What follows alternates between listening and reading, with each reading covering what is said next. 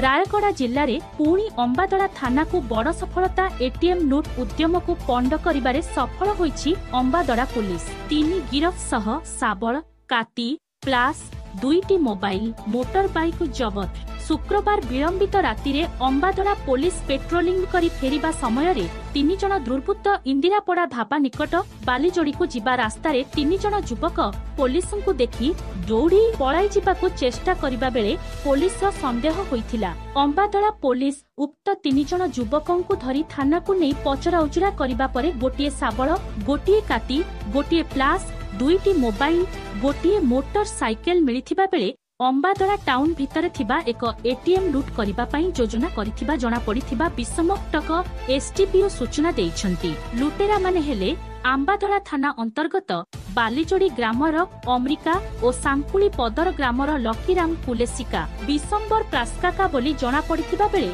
3 जनंकु court चालाण करिबा सह अधिक तदंत आरंभ करिछि। रायगड़ा जिला मुनिगुड़ारू अजित कुमार गौड़ंक रिपोर्ट श्रीक्षेत्र न्यूज। पेट्रोलिंग पार्टी अंबादड़ा थाना पेट्रोलिंग पार्टी रात पेट्रोलिंग कला बेलू बालीजोड़ी छक पाखे गोटे मोटरसाइकेल 2 जन पिला जाउथिले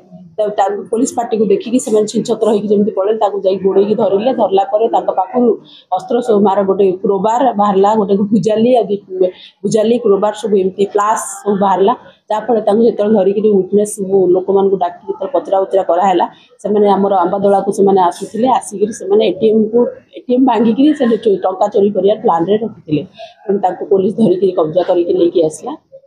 अरेस्ट कराई आज से फरवर्ड हे जन अच्छा 3 जन अच्छा।